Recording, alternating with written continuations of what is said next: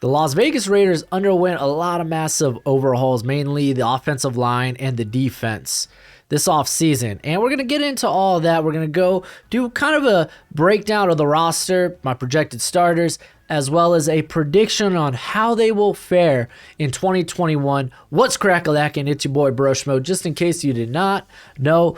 And let's go ahead and get this sucker underway by going over the roster. Don't forget, leave a thumbs up and let me know what you think in the comment section below, because I know you fans, y'all are passionate, but I'm just giving you my honest predictions here.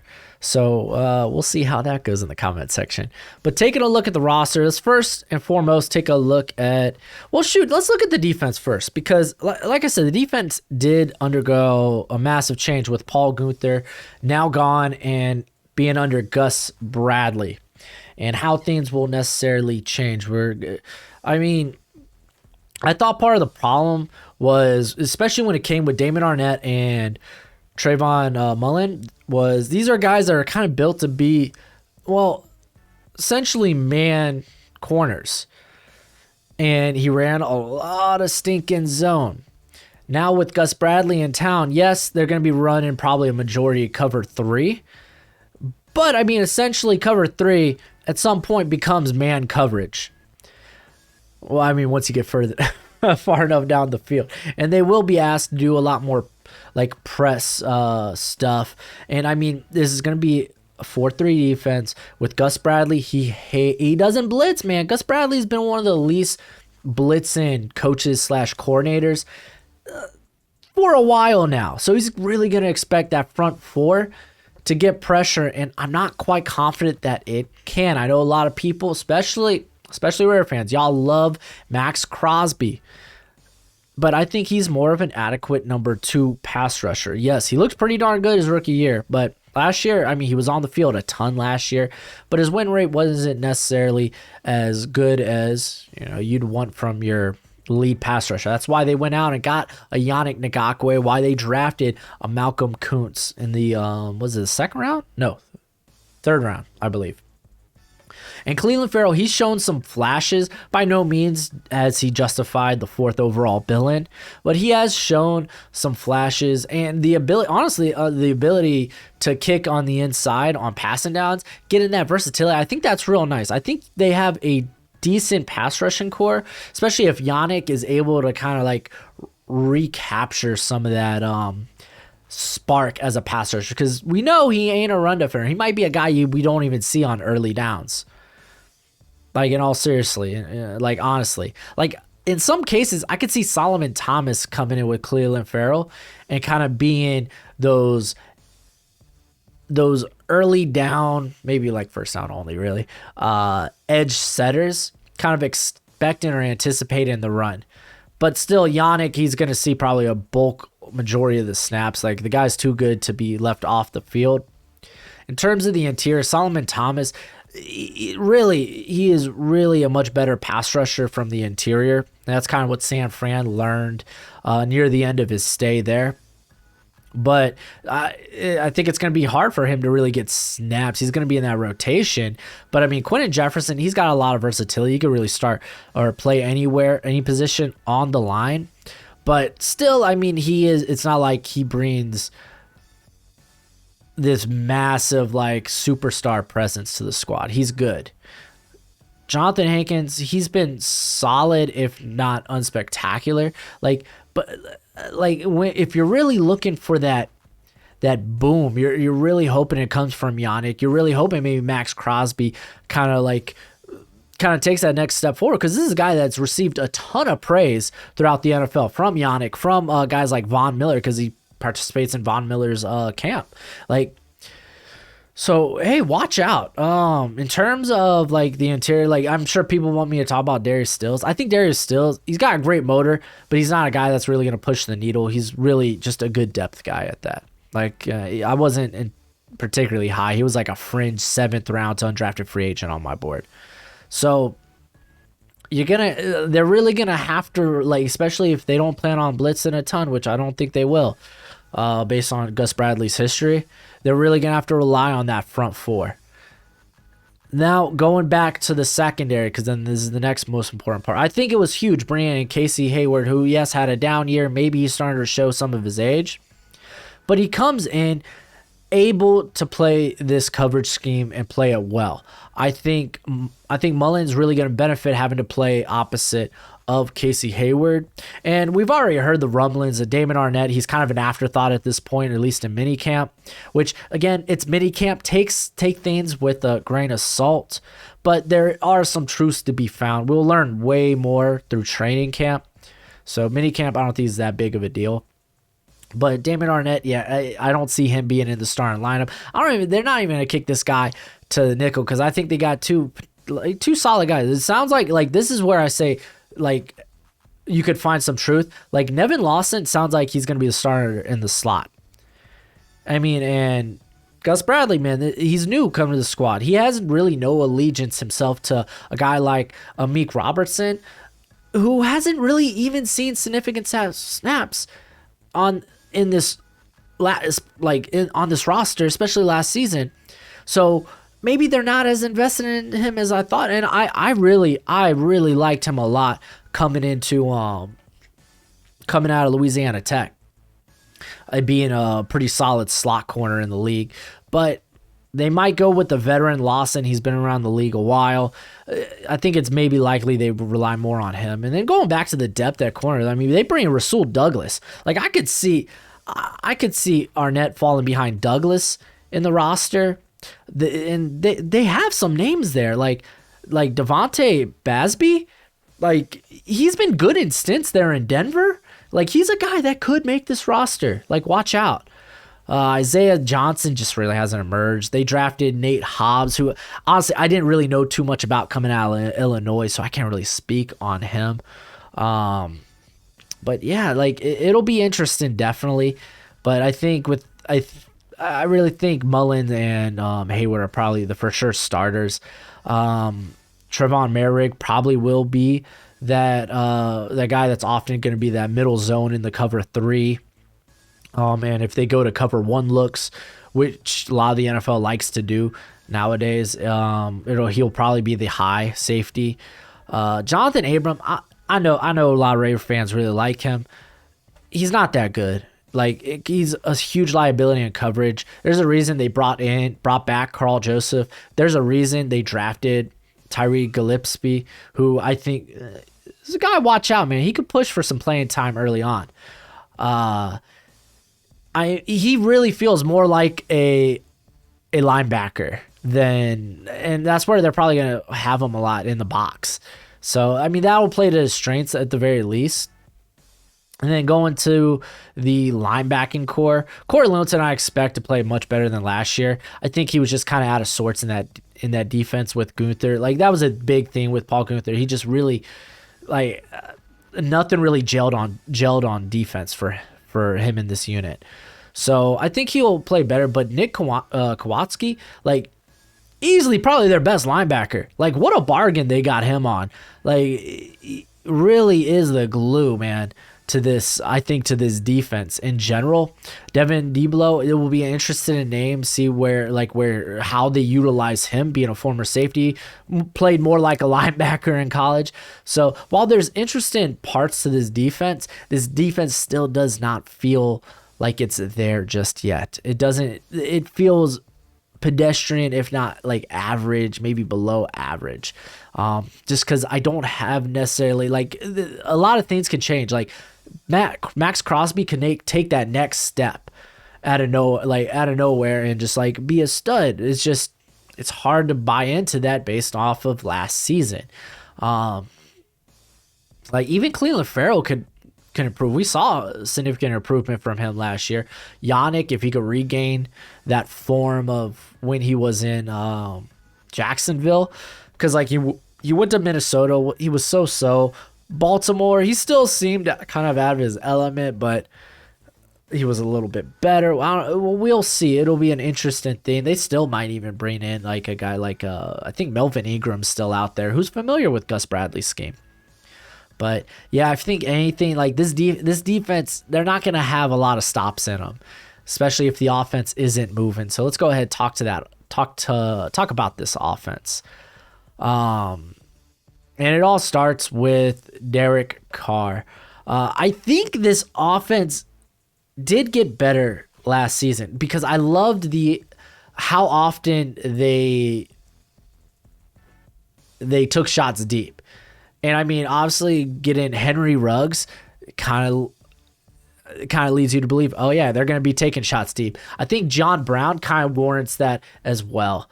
And for all intents and purposes, this is a West Coast scheme, West Coast offense, but they played a lot more vertically last year with I think they were in the top 10 in terms of rate at which they targeted deep, which is good because Derek Carr actually, he is one of the more accurate deep ball throwers. It's just in previous seasons he was especially with Gruden, he wasn't asked to do that a ton, and he was a little apprehensive when taking those shots. So it was nice to see that last year that they were more willing to do that. I really want to see more play action from the squad, especially with Josh Jacobs back there. They bring in Kenyon Drake. Commit to the play action a bit more, man. Commit to the play action a bit more. I mean, especially that your offensive line is kind of taking a step down from last year, losing Ronnie Hudson, losing Gabe Jackson, now replacing him with potentially Andre James. I don't even think he'll be the starter. From the little we've seen from him in the NFL, he has not been great. He's not been good. He's been actually pretty darn bad. Nick Martin at least has some stability to his game. Denzel Good looks to probably be the right guard there, and on the left side, he wasn't necessarily that great either. Richie Incognito, at least he's probably one of their better linemen. Colton Miller, probably the best lineman on the roster right now. He took a significant leap in his development last year, and he's starting to play the part. Alex Leatherwood, a lot of people say he was a reach. I kind of agree with that, but still, I think he's a guy that can hold up at tackle in the league. So really, to kind of help take the pressure off this offensive line, they need to utilize some play action, some of that RPOs, and they just didn't do a lot of that last year. So I'm kind of hoping that they do. I think if they're going to be successful, especially when it comes to maybe taking advantage of some of those deep balls, when you have guys like John Brown and Henry Ruggs doing that. Byron Edwards, he was a bit banged up. For me, it's just hard to believe that outside of injury that he actually is the starter on the opposite of Henry Ruggs with John Brown. John Brown's just so good. Zay Jones, we saw bits and pieces of him, but he's more of a depth guy. Willie Snead is more of a depth guy. They got Hunter Renfrow, who's actually been pretty darn solid in the slot. Outside of that, looking at the rest of their roster, they brought in Dylan Stoner as a undrafted free agent. He's probably a slot guy at best. Trey Quinn, another guy who's kind of a slot guy. It's just kind of hard. I feel like they just don't have firepower at the receiving position. Obviously, their best playmaker in the passing game is Darren Waller. He's one of the best tight ends in the league. You could make a case of him, Kittle, or Kelsey. But and his backup, Foster Moreau, is actually pretty solid in his own right. But I think if the offense is going to be successful, then it is gonna. They need to incorporate the play action much more, especially if Derek Carr goes down. Marcus Mariota would really benefit. You could do play action, some bootlegs with him. You could get really inventive with that. Kenny Drake, he's a fine backup. They paid a lot for a backup running back. They have Theo Riddick and Jalen Richards as kind of change of pace backs, these scat backs. Trey Regis on the roster, he's more of a power back. I don't even he might make the roster if they just don't want to hold on to they might end up choosing between a Theo Riddick or Jalen Richard, which I imagine they're more familiar with Richard than Reddick, so they might go with him. It's just this offense just, can they be better? Can they be more successful downfield? And I think a lot of that will rely on how much Gruden is willing to commit to the play action. Maybe going back and playing a bit more in shotgun. I think that would be very beneficial. So we'll see. We'll see with that. I don't know if Josh Jacobs, he might have similar struggles as he did last year with the offensive line, just not necessarily, especially that right side, not being as good as it was in previous years. So we'll see. Like, they literally lost Trent Brown as well, but he was never really healthy. So there's optimism, I think, and I think a lot of that, it's just, man, it's just hard to see this team being anything more than above 500 team. Like, I think Derek Carr, you can get it done with Derek Carr, but you need to surround him with better talent. And I just don't think that they have, especially with the lack of depth at receiver. And I mean, when it comes to the defense, it'll be interesting to see how Gus Bradley, how this all fares and works out. But I think coverage wise, it'll be more beneficial for guys like Mullen and Arnett if they play him. And I mean, Rasul Douglas has a ton of experience playing cover 3. So, but yeah, will the pass rush be there? It can be. I mean, there's reason to be optimistic about it. But let's take a look at the starters. Keep in mind when I do my starters, I do it based on who I think is going to see the field the most, not necessarily who you're going to see in your base formations. So starting with the offense, obviously Derek Carr, Josh Jacobs, Henry Ruggs. I think John Brown, they're bringing him in. I think they're going to commit a bit more to the deep ball, and John Brown, as long as healthy, I think he would be the starter over a Brian Edwards or a Zay Jones. Hunter Renfrow being the starter in the slot, Darren Waller, and then on the offensive line, Colton Miller, Richie Incognito. I think Nick Martin, they may start Andre James, but I don't think his play will be able to hold up, and I think we'll see more Nick Martin this season, Denzel Good, and Alex Leatherwood in terms of the defense.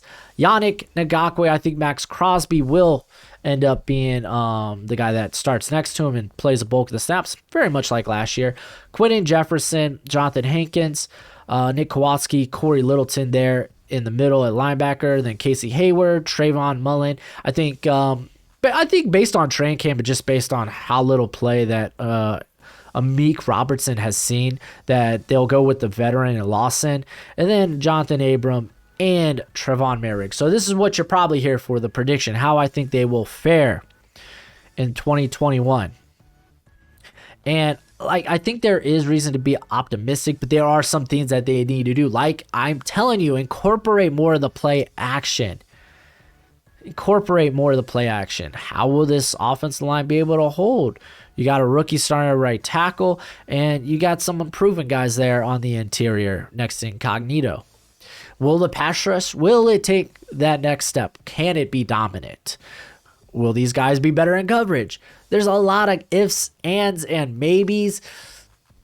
So I don't feel great about them going into next year opposed to some other teams. And their schedule's actually not relatively easy at that. So let's go ahead. Look at what I got here. I have them going a nice 5-12. This is easy. I think this is easily the floor of the team. Easily the floor of the team. But having to face, like, what, on top of being, like, you're in the AFC West, that's actually going to be a pretty tough conference. I mean, on top of that, they're going to be facing the AFC North, probably the toughest division in football, up there with the NFC West. And I mean, I know the NFC East, the NFC least, not too scary, but the Cowboys are going to be a much better squad. Washington's a fierce defense with Ryan Fitzmagic. He's Fitzmagic for a reason. The Dolphins were a winning team last year. The Bears, they could be better. I mean, hey, man, they were competitive with Mitch at quarterback. Maybe they're better with Andy. Maybe by week 5 they're starting Justin Fields. Who knows? But I think it's a pretty tough schedule. We saw the Steelers. They were a very good team to start the year, and then obviously they kind of ended the year like crap. But yeah, in terms of how I think they'll do in their division, I got them going 2-7. They get 2-4. They lose both their games against the Chiefs. I know there was that shootout that they had last season. But I mean, do you really expect that to happen 2 years in a row? It could. It quite frankly could. The Chargers are a tough squad. I mean, the Broncos, they're a quarterback away from being being a Super Bowl contender. Yeah.